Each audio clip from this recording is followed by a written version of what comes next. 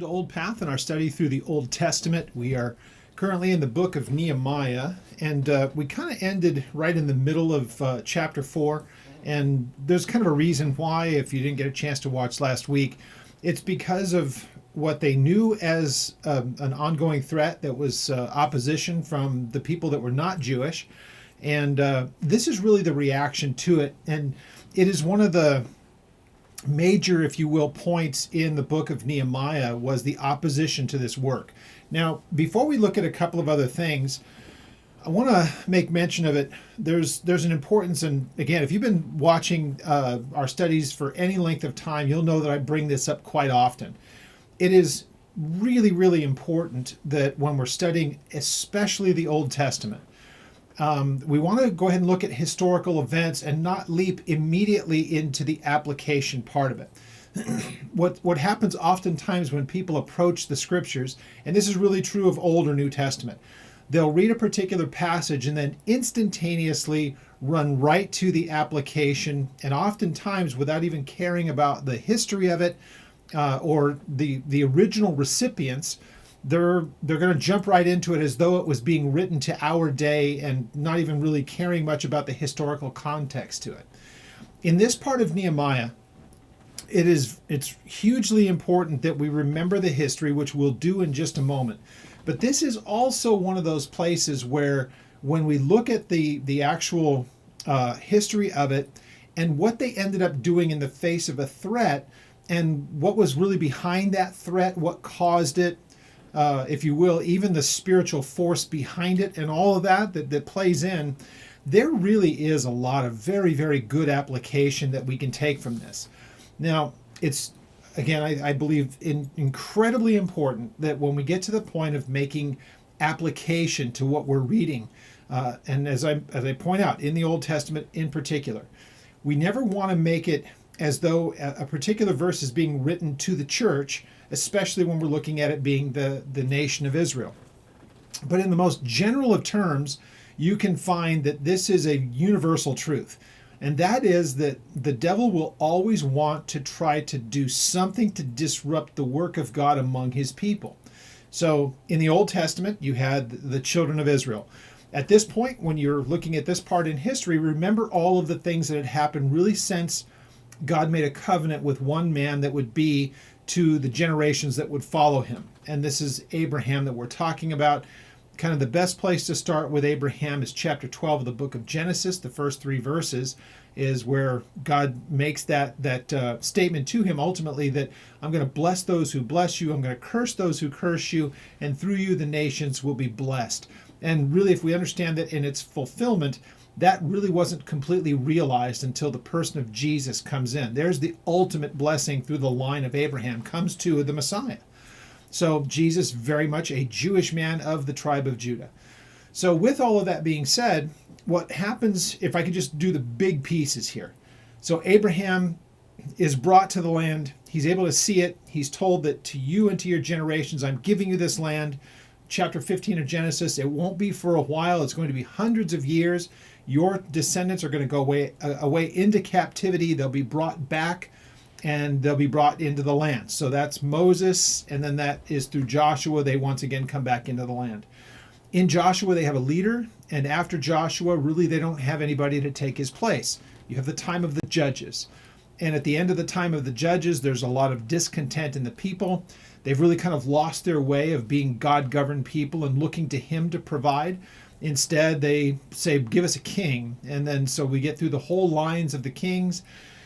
We know that Saul was not the man that God wanted. He was certainly not a man who savored the things of God. David was the person who took his place after Saul was gone. And after David, we had Solomon. And for a portion of his life, he was a very, very good king, very good leader. He had his time of, if you will, in the spiritual sense, kind of a rebellion and fell into a real void of leadership because he even participated in the idolatry of his wives. After him, Rehoboam, Jeroboam split, which brings us to where we are here. In the northern parts, there was starting with Jeroboam, wicked king after wicked king, never a good one.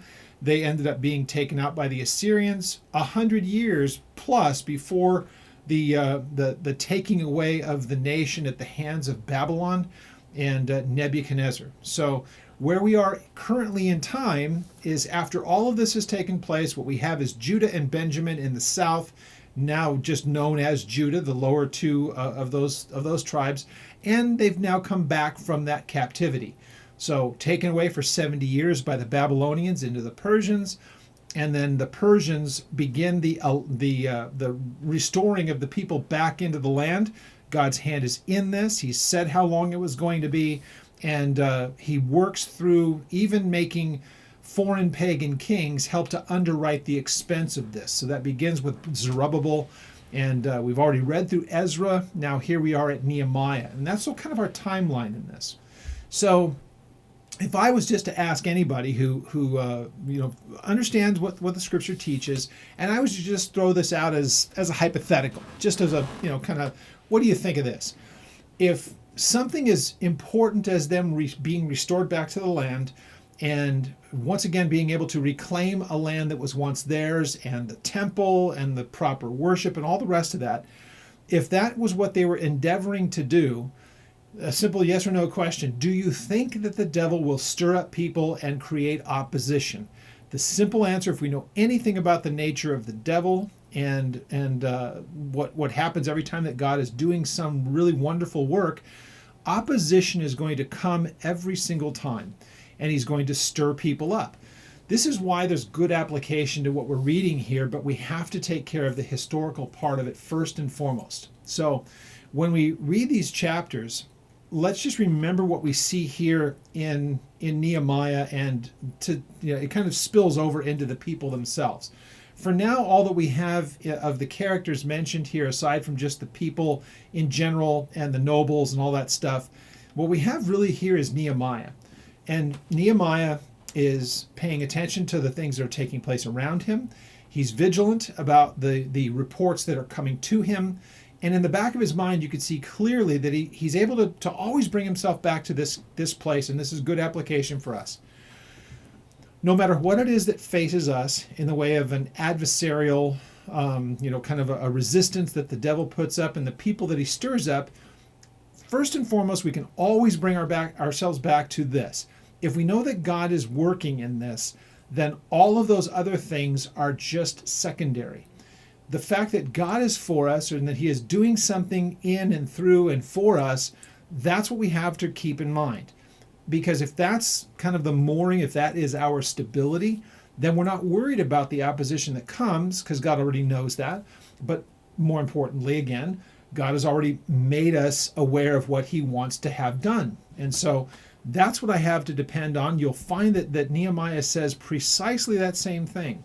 And so Nehemiah is going forward with his work. Opposition is told about, and he takes the threat serious, remembers that God has brought them to this place, and so then he takes necessary precaution, and he takes the threat seriously. Now, for believers, whether it's theirs or our times, here's one thing that we know for sure. If we somehow want to discount or downplay the devil's commitment to try to thwart the work of God and to do harm to us and to that work, we completely underestimate the devil, and that we should never ever do that. So if we go into every particular thing that God would ever put before us with this understanding, I will meet opposition to some extent. And the more susceptible, I believe this too, the more susceptible we are to falling into those traps, the easier they are going to be to put them in place, and the more the devil's going to go ahead and play those games. So keep those things in mind as you read this, and we'll make the application along the way. But here, suffice to say, they've come into the land, they've already met that opposition. The surrounding groups of people that are not Jewish are in their place of mockery, and basically trying to ridicule the kind of work that is being done, that it won't be able to hold up when enemies come. They're just in this place of open mockery. So their open mockery is something that they are now being stirred up to do something in the way of attack. And this is what comes to the knowledge of the children of Israel. Now let's remember a couple of other things. There are people that are living within the walls of the city, but that are being built. But there are also people that are living in the outside areas. And so the areas surrounding Jerusalem, they start to hear the rumblings. They start to hear the threats and the taunts. May very well be that there were some things that were being said overtly. It's said out in the open and it's mockery. There are also some things that do seem as though they may very well have been covert, but God alerts his people to here's what the plan is. And so precaution starts to come along. And this is what, again, they would know that it probably is moving in this direction because of the open taunts that were there. And I know I mentioned this last week, but again, it's an interesting thing to me. Play this through as you read through what happens not only with Ezra but Nehemiah, that you have the kings of Persia who have been involved in allowing all of this to take place, to the point even of writing letters to the people who were there in the land at the time. Don't stand in the way. Don't create any kind of a problem. Don't keep them from the work. This is something that God is doing. And the Persian kings plural, are the ones, depending on who it was that sent the particular group, is helping to underwrite the cost of all of this, making materials available to them. So there's really no question about this. And there have been times that even that was challenged.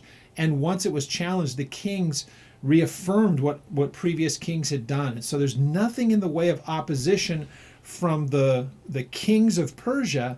The opposition is coming from the people of the land. And they seem to have no fear of the king. So this is just kind of they could be really kind of condemning themselves in this effort at the hands of the king when he finds out that his orders are being absolutely ignored by the people that he has put in place to see to the needs of the Persian kingdom. They're not to have anything of interaction with or thwarting the work of the Jews. They are running right through all those stop signs. They frankly just don't care.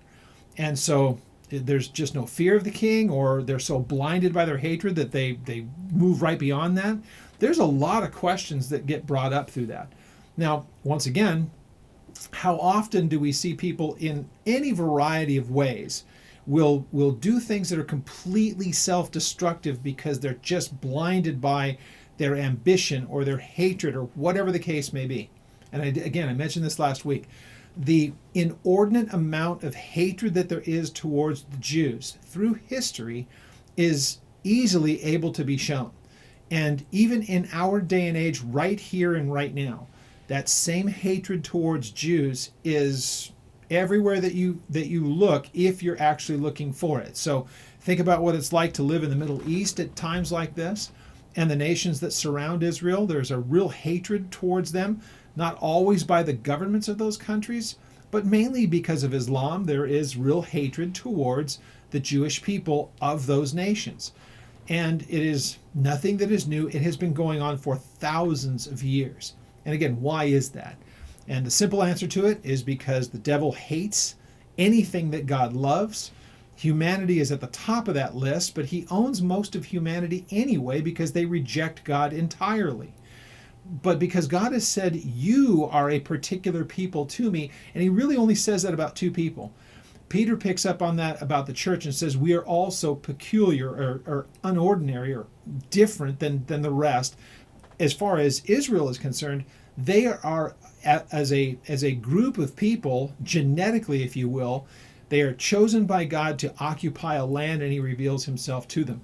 So clearly, whether it's the Jews or whether it is the Christians, and both simultaneously, the hatred that the devil has towards either one of those groups will be able to be seen everywhere that you look, and so it is in our day and age. So with all of that as the background of this, we get into this part of it. We'll finish chapter 4 as we look through Nehemiah here. And again, just super important that we remember as we study through this history, we take care of the historical part of it first and foremost, and we don't try to deviate from that at all. It's always, whenever we study the Bible, I don't care what book it is, we read the text, make sure that we understand it to the original audience and why it was being said, and then and only then do we come to the point of saying, therefore what? Why does this matter to me? Why do I care? What does it have to do with me? And how do I apply whatever it is that I have just read? What does it mean to me? How do I work this through? So that's what we'll do as we go through the book of Nehemiah. This particular verse starts at, or this particular study starts at verse 10, and it runs through the end of the chapter, verse 23. So with that being said, let's turn there and let's have a word of prayer. Lord, we thank you for the time that we can spend in your word.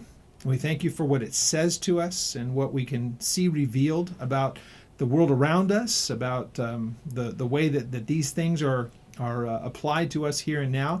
But first and foremost, the people that this originally affected.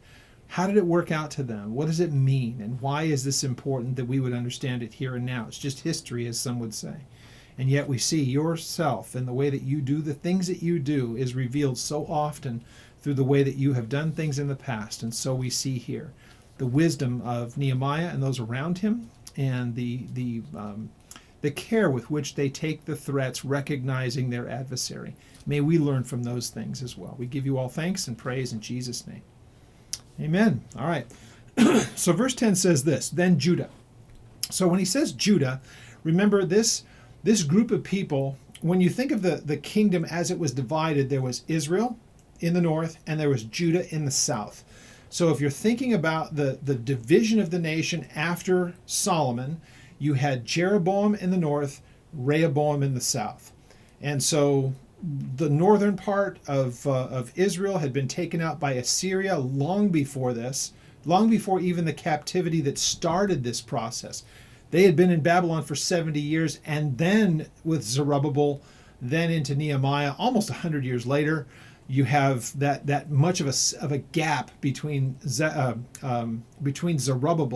and where we are reading right here and right now. So a long time, a long gap. So whether it's the north being taken out, this region around Jerusalem and the two tribes that would have been in that area, Judah and Benjamin, was just known as Judah, the southern part of the two kingdoms, the southern kingdom. So the people, this is just a way of saying the people of Judah, they had come to Nehemiah and this is what they had to say. Let's remember something else, and this is why it's very, very helpful in our study of the scripture. This is Nehemiah's basically commentary on the events that happened, because look at how he says it. Then Judah said. So this is Nehemiah saying, and here's then what happened next. Judah, the people of Judah came to me, and here's what they had to say.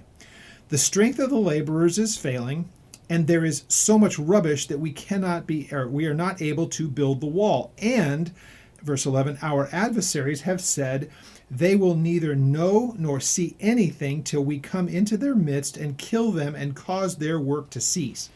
So this is the report that's given to Nehemiah, and it's two parts.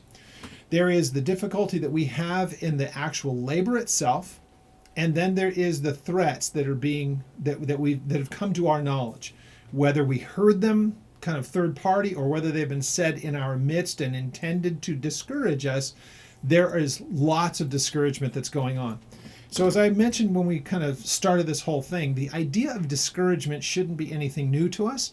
It shouldn't come as any surprise. It's just part of the territory. It's what happens.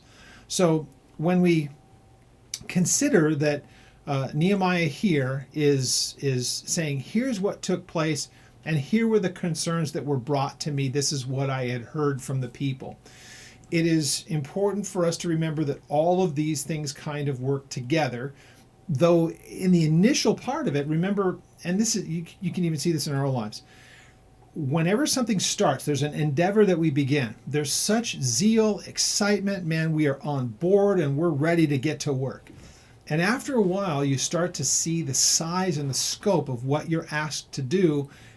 All of a sudden, there's this moment of reckoning and thinking, it's not going to be as easy as we thought. It's more difficult. There's more things that are standing in way of opposition. Add to it then the second part of this from verse 11. Now there's actual physical threat of violence, and really of it's kind of to our very existence is now being thrown at us, and there is this added bit of concern. So physically we're wiped out. There's so much debris, it's hard to even work in the environment of all of the chaos and the destruction to try to reconstruct something that is so thoroughly beat down. And on top of all of that, we have people that want to kill us. So this is what's brought to Nehemiah. And again, great as far as we're concerned When we start to look at ways that we make application, the all of this is true. There's nothing about this that is being exaggerated from what we can see here. And Nehemiah doesn't say, "Oh, come on, just get over it. It's no big deal. You knew what you were getting into." He doesn't dismiss it in that way, which is a very common thing for us to do. People in his place of administration don't want to hear excuses, so they'll just kind of meet that necessarily most of the time with some kind of a challenge back at the people. In this case, Nehemiah doesn't do that. And I think that there is ample reason to believe that because God was being really careful with his instruction to Nehemiah, that Nehemiah would know better than to just dismiss something like this out of hand. Why? Because he recognizes the scope of the job. He knew that when he saw it. Remember, he went and surveyed this when he first reached town, and he didn't let anybody in on the fact that he was doing that. He wanted to come to grips with just what needed to be done. At the same time, he's already heard the threats, and if he knows anything about the way that the devil does things, he's going to try to do something to thwart the work. So, again, very instructive to us. We need to know how our enemy operates. We have to be, recognizing that at all times and be in a place of vigilance and being ready at all times for the things that he may do. To just go through life not thinking that we have an adversary is just, it's such a horrible thing to do. And I watch it in the church today, and I genuinely believe this, that much of the church doesn't even talk about the days in which we live. So there's no real concern. They're not worried about it. They don't say anything to the people. The people go on with their day-to-day lives like it's no big deal. I'm recording this, and later this week, as I record this, later this week, I'm going to be in Appleton, Wisconsin at Calvary Chapel of Appleton for a prophecy conference. Much of the church laughs at the idea of prophecy, and yet so much of the Bible speaks about things in the prophetic sense of things that will be happening in the end times. And I put them into two categories. There are things that will be happening in the secular world that he tells us about.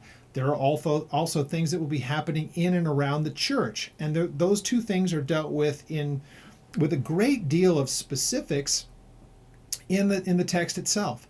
And so between myself and the other speakers there, we'll be talking a lot about the days in which we live. And it's really to kind of, in one way, to alert people to the things that are taking place that they may not see, but at the same time to encourage them, to let them know that, hey, we're only here for a while, but our destiny and our eternity is secure in heaven, and we're just waiting until we see that. But let's take a look at the world around us and recognize the condition of things. So with all that being said, Nehemiah is kind of the same mind. There's this work that God's going to do. He's commissioned us to do this work. Opposition is going to have to be something that we expect. Opposition is what we see right here. Not only by the people making threats, but just the scope of the work. It's major destruction, and the people are beginning to physically be wearied. And add to that the emotional, the psychological, the spiritual, whatever you want to call it, that additional pressure is such a discouragement. So again, there are three things that are pointed out here that are a major discouragement. The weariness of the people, the scope of the task, and the threats that are being made takes away all that excitement and zeal for the work. Now we're starting to really come to grips with what we're up against. So again, it's easy to fold at this point, or it's another thing to say, all the more reason why we need to embrace this thing, but let's also, through diligence and through vigilance, do the work, but know what we're up against. Man, again, this is such good application to this text, being able to read it in its context, but then saying, boy, nothing has changed in basically 2,500 years. That's what we're looking at here. So with that being said, let's just keep that in the back of our minds. I don't want to deviate from what's in the actual text itself. So verse 11, this is what their adversaries are saying. They will neither know nor see anything until we come into their midst and kill them and cause their work to cease. So this is what they're wanting to do. So the question is, do they think that they're going to be that stealthy? Do they think that it's that the people wouldn't take this threat seriously and would somehow let down their guard, and that the force coming against them would be so overwhelming that there's nothing that they could do about it?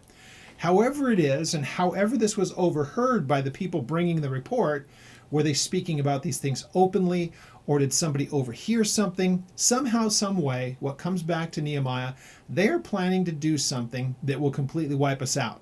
Now, the translation that I read for you, there are other translations, or if you're looking at the original language, there's a little bit of discrepancy, if you will, in the opinions between people based on the original language. Is what they're anticipating something like we've read here?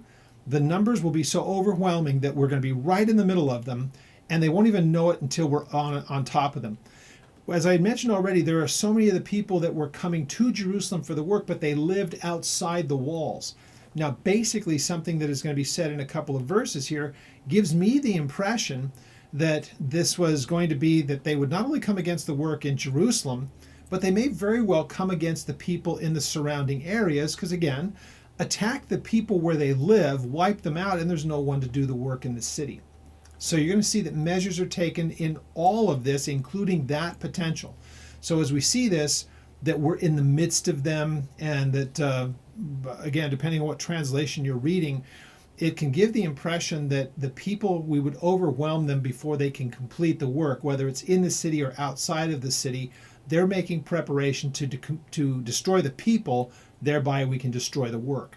So verse 11 is what we've just read there. And so it was, when the Jews who dwelt near them came, that they told us 10 times. Now, is this literally 10 times, or is it just a way of saying repeatedly?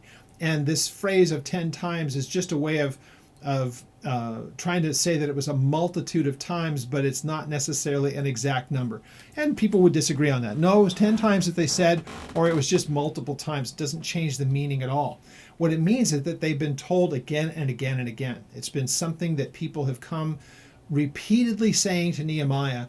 This is what they're saying. They're going to come and wipe us out, whether it's in our own homes or whether it's here in the city. There's debate on that. We can just step back from all of the debate and say this. The people who hated what was going on there were looking to destroy the people doing the work, and that's the big takeaway from this. It's one of the many things that were put there as a way of discouragement of the people. So, in verse 12 again, so it was when the Jews who dwelt near them, when they came, that they told us 10 different times, or a multitude of times, from wherever place you turn, they will be upon us. And this is again what gives some kind of a in the minds of some, it gives this impression that this is also that they would attack them in their own homes where they would live, but then, if they could take care of them there where they were living and wipe them out, then there's no one to come into the city. I kind of tend to agree with that as much as anything. The way that this is worded here, again, it really does leave a lot to the interpretation. But if the case is that there's an open taunt, it's like the threat is made, but you won't know where to turn. Everywhere that you look, you're going to see us coming. And that's an easier thing to do when they're outside the city, wherever it is that they live, because they're living amongst those who are hostile towards them. That works really perfectly, but I don't have to wed myself to any one of those views. What I know in the big picture, whether it's inside the walls or outside the walls, the Jews were building, and the easiest way to make sure that that does not get completed is to wipe them out. And so how many times have we seen, for whatever rationale, the way to get to where they wanted to go was to wipe the people as a whole, wipe them off the planet. Those are the same taunts, those are the same threats still being made against the Jews in our day and age, from Iran on down. They want to see them wiped off the face of the map. And that has gone on so many times throughout history if we're careful to look at it. Verse 13, therefore. So, the first three verses of this now leads us to therefore, which is, again, here is Nehemiah giving a historical account of the events. Not from a third person, not third party, but he's able to say, when these things happened, here is what we did.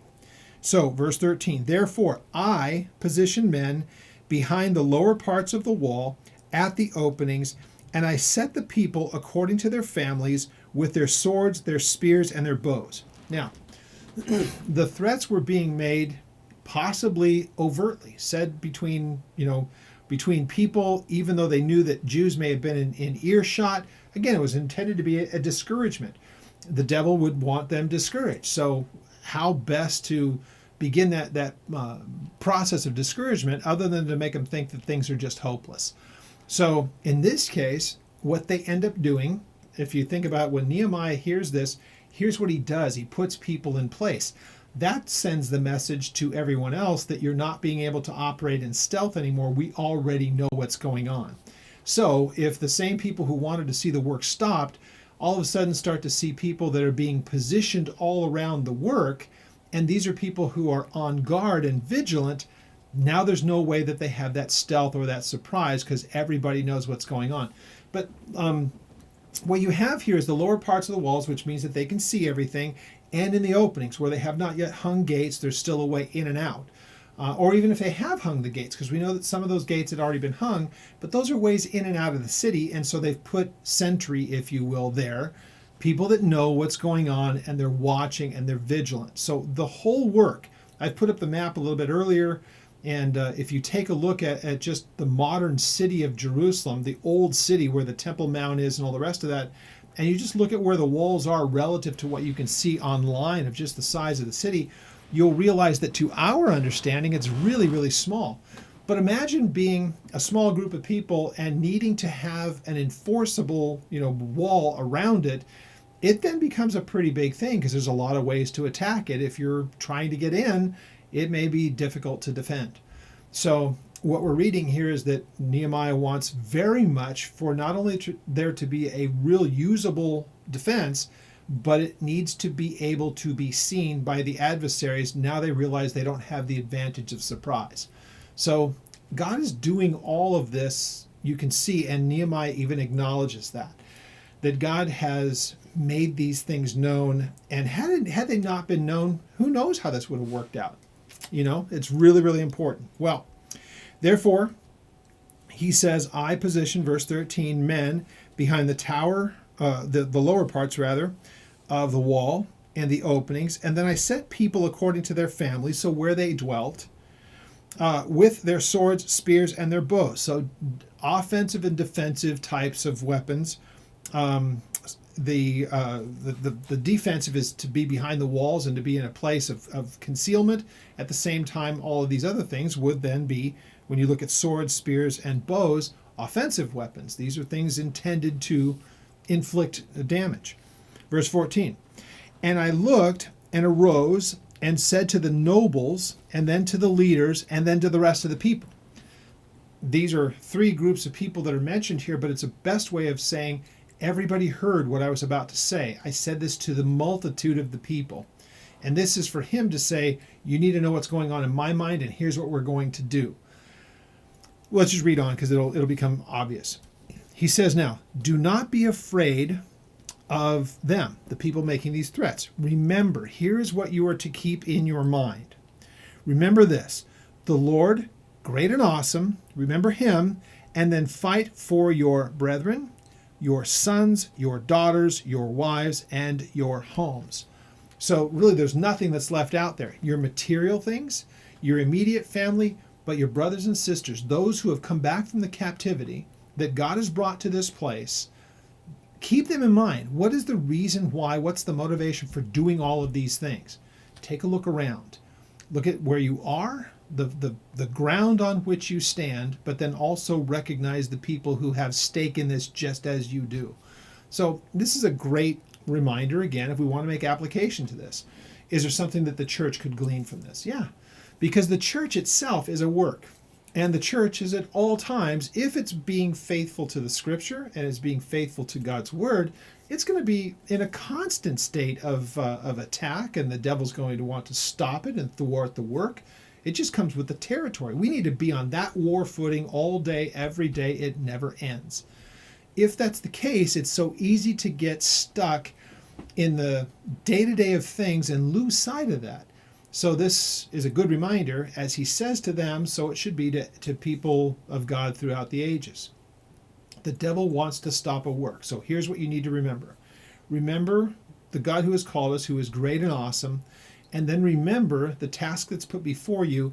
Take a look around. See the ground on which you stand, and take into consideration the people who are around you, and do what is necessary to defend it. Again, in, let's say, the church here in the United States, if I'm going to make application to this, we don't necessarily have to worry about the ground necessarily that it's on, although governments love to play those kind of games, and I've seen those things happen over time. But if I want to think of it, especially where we live, it has not yet come to the place where governments are so hostile that they're beginning to, take people's property and threaten them with violence and do damage to them in those ways. And most of the church doesn't even realize that that can happen in the rest of the part of the world. I should say the church here in the West doesn't realize that every bit of the things said against Nehemiah and the children of Israel here in Judah, those are things that happen to the churches all day, every day. In other parts of the world where the government can be hostile and the people can do violence to the people of faith and not have to worry about any kind of reprisal from any kind of authority in the governments. So that same kind of thing that was happening there happens here. But if we don't have that kind of just overt hostility and persecution towards the church, does that mean that it doesn't exist? And so how is it that the devil can do the kind of things that he's doing, as we're reading here historically, in the modern church? And so easiest way to look at that, again, let the people become complacent, whether it's through direct threat or sometimes the devil will just give us what we want and make things really easy, and it takes our eyes off of the Lord and our dependency upon him because everything's working the way that it's supposed to be. Or it may very well be God who says that. If your pursuit is of things and not of me, I'll let you have things. You can have what you want. And there's going to be a time of reckoning down the road, but don't expect God to just make every decision for you. I don't believe that he works that way. So again, so much that we have here in the way that we can apply to this, but let's stay with the narrative as it sits right here. He pulls all these people together and he says, remember the Lord. Remember him.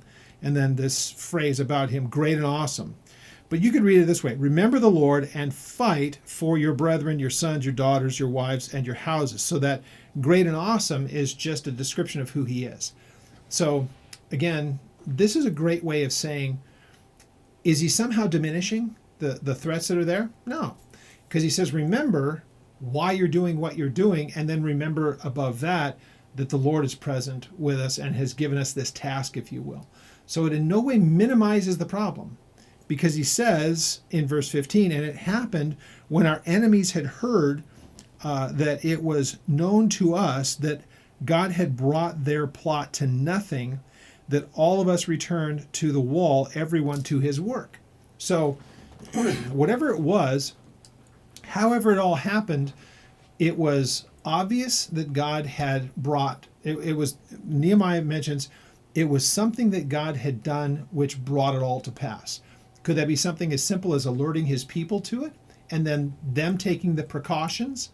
Well, God made it known what was going to be taking place, and his people became aware of it and took the protective measures necessary, and it stopped them from following through with what they wanted to do. Here's another very, very important thing to remember, what we can learn from this. Because we're going to see in the verses after this, Nehemiah did not at that point kind of just rest and say, okay, great, everything's fine, let's just go back to work at situation normal. What you're going to find is that he says, for that moment that had happened as it did, because God alerted us to it, and he really kind of crushed it before it had a chance to go, doesn't mean that the devil's going to give up. Good thing for us as well. We could be facing any number of difficulties just like they were, and God can come through and do just miraculous things, but don't think that we can say, okay, great, I can go back to things as normal. No. He's brought them to your attention for a reason, because the devil's not going to take any time off. Just because he's been repelled once doesn't mean he's not going to try to do something again. He's got plenty of time and lots of resources. So the devil's never going to say, okay, well, I'm defeated. He won't be defeated, or he won't go away until he is ultimately defeated once and for all. And that's way into our future. That's when things as we know it in the world are over with at that time. So that comes at the end of the millennial kingdom. So let's remember that as long as the world is as it is right now before the Lord returns for the church, things are going to be in a place, depending on where you are in the world, could be worse than others. We're going to continue to have opposition. So if we don't act as though we have opposition, we don't understand the spiritual fight. Let's just be very, very careful and very honest about that. Now, verse 16 says, so it was from that time on, again, historically, we were so busy at our work, the devil stirs his people and they come up with a plan. God makes it known to us. And so we take protective measures. It crushes the potential of that rebellion. But from that time on, this is Nehemiah's way of saying, once you've learned a lesson, don't forget it. In this case, the lesson was the devil will wipe us out if we are not vigilant. So from this point on, it's vigilance. Look at what he says. So it was from that time on that half of my servants worked at construction, while the other half held the spears, the shields, and the bows, and they wore armor. So protective and offensive. Offensive, defensive. These were people that were on a war footing at all times. So these are the people who are serving along with Nehemiah. So remember what's going on here. And again, I've walked this before. I've walked around it. And I do know this. There are places where on the higher ground of this, it would be a little bit easier for you to be able to survey these things and to be looking in the areas around. So if let's just say that you're on the Temple Mount, if you've never been to Israel, first of all, we're going to be going there in March of next year, 2023. So let me know if you're interested in going. I can send you the information about the trip. Would love to have you with us. But if you can even take a look at a picture of the Temple Mount, and just think of it this way: if you went to the temple and you're standing on the Temple Mount, you could look out to the east and see everything from the north all the way down through the Kidron Valley towards the south. You'd be able to see a lot of it from there. You wouldn't have to go walking necessarily up, north and south. You could survey much of that from there. On the higher part, you could see to the north. You'd be able to see to the west. The city looks very much different because if you're looking at the Temple Mount, the city's built up quite a bit towards the west. But remember, at the time of this, it wasn't that way. So Nehemiah, all that to say this, Nehemiah is able to keep an eye on the things that are happening during the day. So he has the people that are there working with him, that are attending to the work that he's doing, which is the overseeing of it. He's not the guy building walls and hanging gates and all the rest of it. He's the one who says, now that there's a reason, we need to be vigilant. And he takes it upon himself to make sure everybody stays on task. But at the same time, he wants to make sure that he's keeping an eye and able to pinpoint problems that may be coming up that would be of a threat to them. So that's where he is now in this whole process. So this is what we know about what he says. So it was from that time on that half of my servants, the people who were serving with me in this capacity, overseeing and watching and being vigilant while they built, somebody had to be watching their backs. That's where he was, and he had people that were doing that with him. So these would be people who would be, half of them would be involved in the construction, while the other half would have spears, shields, and bows, and they wore armor, and the leaders that were behind in all the houses of Judah. So everybody became involved in this vigilance. Let's work, but let's be equipped and paying attention to all of these things. Verse 17, those who built on the wall and those who carried burdens loaded themselves so that with one hand they worked at construction and with the other they held a weapon. Now, there is a way of looking at this that it's kind of more said metaphorically, because if you've ever worked in construction with this kind of thing, if you've got a sword in your hand and you're trying to pick up rocks and use mortar and build and all that stuff, you need both of your hands. This is more going to the mentality of the people, that on the one hand, they're thinking, I must be vigilant and ready to battle. At the same time, I have to be ready to build. Because let's remember, if war actually had broken out, everybody's going to stop doing their work because it would be an all hands on deck. But it showed that there was a dual mentality, if you will. We are under threat of violence, so we are vigilant and ready for war if necessary. However, we will continue to build in the meantime. Let that imagery work in your mind and you get kind of an understanding of where they're coming from. So again, really, really instructive as far as the church is concerned. We should have the exact same mentality, spiritually speaking, in our day. There's a real great straight across, way of looking at this. We should recognize the importance of the work that God is doing and be vigilant to see that it is protected and be in that place of war footing, because, again, the devil never takes a day off. But we want to be busy about doing the work that God has put before us, not so concerned about what the devil's doing, though we want to be aware, but we want to be busy serving what the Lord is having us to do. So really great application, and there's probably as much as anything that we've read yet in either Ezra or Nehemiah.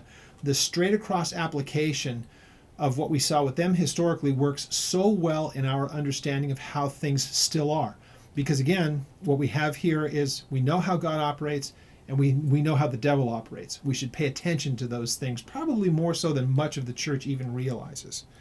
So with that said, verse 18, every one of the builders had his sword girded at his side as he built, and the one who sounded the trumpet was beside me. So here he is the one who's watching all of this thing. And you're going to find out why the trumpet is there. So again, the people who were laboring with both hands, they had their swords strapped to their side. They're ready to do battle if battle is necessary, but they understood what was going on. And they were busy building and doing the things that they needed for their fortifications. That put Nehemiah and people who had trumpets, which would be a way of calling a rally. The trumpets are kind of an interesting thing. The trumpets that you see through the history of Israel could be a couple of different things. A trumpet that could be a heralding. Something is about to take place, and it's a way of announcing that something is going on. Other times, there could be a trumpet that is intended to rally people to a location towards something. This is a way of getting attention, like gather. So, yeah, these trumpets when we put it into the New Testament, there are those trumpets that announce something is about to happen. You see those in Revelation all the time. The trumpets, and those are judgments. But a lot of times, trumpets will definitely precede judgment. Other times, trumpets will be a call to assembly. And so I believe that when we talk about the last trump that is being spoken of, the last trumpet, that we see that to me is like with Revelation, or as Jesus returns, there is his return to the earth that would be to execute judgment is a different matter than a calling to assembly or drawing people to himself. One is victorious. It's a call of victory, and it's bringing the people to himself because victory is won. And then the other one is something horrible is about to happen to those that are in opposition. So that trumpet that sounds before Jesus returns to execute judgment upon the earth, that's a trumpet of judgment. The one at the rapture, I believe, so 1 Thessalonians 4, 1 Corinthians 15, that's a call to gathering. It's a trumpet that's blown, and it's a gathering together. It's to meet in a particular place. That's the trumpet that's being spoken of here. So he says, I have these people who sounded the trumpet, and they were beside me. So if I see there's people coming, and that's the place that they're going to attack, I'm going to tell the trumpeter to go to that area and blow your trumpet so people know to come to you. That's the sound that's being done here. So then in verse 19, then I said to the nobles, the rulers, and the rest of the people, the work is great and it is extensive. Going back to verse 10, there's no question. It's a big deal that we have here, and it's a big task. It's great and it is extensive, and we are separated far from one another on the wall. So there's gaps between us. There's a lot of people working, but yet the job is big, and so we're kind of spread out a little bit. So what do you do about that? Verse 20, whenever you hear the sound of the trumpet, then rally to us there. Our God will fight for us. What a neat thing to say, because it almost sounds contradictory when you hear it at first. It is, even though we will assemble in one place, we will still need to be dependent upon God to win the victory for us. But we don't want to, not have an involvement in this. It may very well be, as times, in the past, that God would take care of it in the most obvious of ways, and his people wouldn't have to lift a finger. There could be those other times when they may be completely overwhelmed by the numbers, but he has his people fight, and his people are able to fight in superhuman ways, and God delivers the enemies into their hands. He doesn't know when he says this what that will mean, if it even takes place, but here's what he knows. We want to be vigilant. We want to have our people at the ready, and if there's a particular threat at a particular area, we're going to call assembly of our people to that area, but ultimately God will fight the battle. Remember all these things in your mind, because God's nature is the same. His protection of his own is very much the same. And, again, that doesn't mean always that we will be totally free from harm. I think of Christians that are overcome all day, every day. I can even think of times, remember when God was even judging the nation of Israel, and the wicked rulership and the people that were in places of authority had become incredibly wicked, and the good and the decent people who were God-fearing had to suffer right alongside of the rest. Really, really interesting stuff. Verse 21. So we labored in this work, and half of the men held spears from daybreak until the stars appeared. So that's during the day. Now, there were people that would be in that place of vigilance during the day. But then also, at the same time, I also said to the people, let each man and his servant stay at night in Jerusalem, that they may be our guard by night and a working party by day. So this answers back maybe that first part, that they're being threatened, that their very existence is really kind of on the line here. Now, if that's the case, here's one of those great ways of doing it. Don't let them wipe you out in your own homes. If the threat is really that obvious, we can really take care of two problems at once. Let's have you stay within the walls inside the city, because that means that they can't attack you in your homes at night. But it'll also have you here as being part of the guard, ready at all times. Now, this doesn't mean that they're never getting any sleep, clearly. But you would have those who would watch at night, and they would be the ones who would call everybody to a place. If there's some kind of an attack that would even happen in the middle of the night, there would be sentries, there would be people who were observing at all times. They would be able to sound the alarm, but the people had to be always at the ready. And you get that here in the next verse where he says in verse 23, so neither I, my brethren, my servants, nor the men of the guard who followed me took off their clothes, except that everyone took them off for washing. Now, whether that's regular washing, whether it's ceremonial, because remember, there's all the ceremony that goes on with the temple that's taking place there, and the worship that goes on. They didn't put that on the back burner.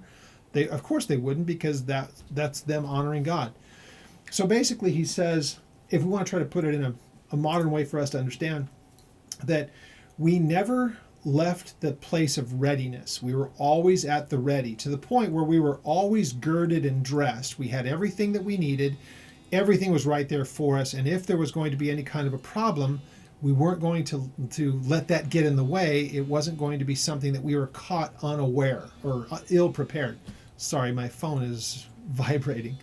What they wanted to make sure, again, Nehemiah is very concerned about the condition of their readiness and wanting to make sure that never is there a time when an attack could come that they were not prepared for it.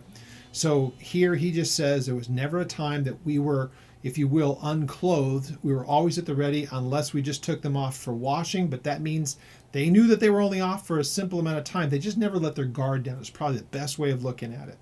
So with all that said, I don't want to pick up into chapter 5 because there's too much before we could actually take a break next. So we'll pick up chapter 5 next week.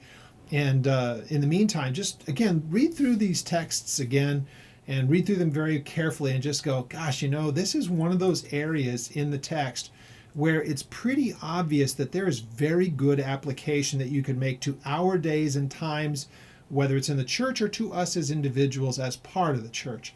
But it's kind of a great study in the nature of how the devil does what he does. And so it's instructive to us, realizing that nothing has really changed in all these times. Times change, cultures change, all the rest of that. But the way that the devil does what he does to try to thwart and slow down the work of God, none of that has changed, not a little. So we'll pick up chapter 5 next week. If there's any questions that you have on anything that I have mentioned in this, that you'd like more clarification, contact us through the ministry website. And that website is oldpaththeology.net. I mentioned the trip that is going to Israel in March is from the 15th to the 27th of March 2023. We'd love to have you along with us. So contact me and I can send you all the details on the trip, give you an idea of somewhat of the cost. And it may vary a little bit depending on how many people we have on the trip, and I can go into all those details with you. But interestingly enough, to be able to go into the actual place in the world where these things took place, you'd be able to see it. And as I study this, or as I present it, I should say, to you, in my mind's eye, I'm just thinking of the city and the surrounding hills and where you see that these things could have been taking place, and it's just there, it's indelibly impressed. You can't help but see it in your mind's eye as you read through these things, and it really does help for Bible study. So if you have the ability to go, people will sometimes question whether or not it's safe. And again, I've been 5 times now, and I can tell you this: if I really didn't think I was coming home, I probably wouldn't go. So if I felt that there was some kind of threat, I live in a place, up until recently, until a couple of years ago, I lived in Southern California, and that can get pretty dangerous depending on where you are. But I have yet to ever feel unsafe when I have been in Israel for those 5 different times. And so is it a safe place to go? It's as safe as any place I could think of. And once again, I don't have a death wish, and we plan on going back there next year. And I'll be with you if you're going to go. So clearly, I feel secure enough that I would put myself and my family. My wife will be with me. So clearly, we're not concerned about the security matters. And if for some reason things were happening in that part of the world at the time, we would obviously be able to be advised of that from the nation, and they've had to at times postpone trips, but I just don't see that as being an issue. But there you would have the reassurance that if that was a concern, that they do take those things into account. So with that said, chapter 5 next week in Nehemiah, and we'll continue on through the building process, and so much more to discover in this book. So we will pick it up in chapter 5 next week.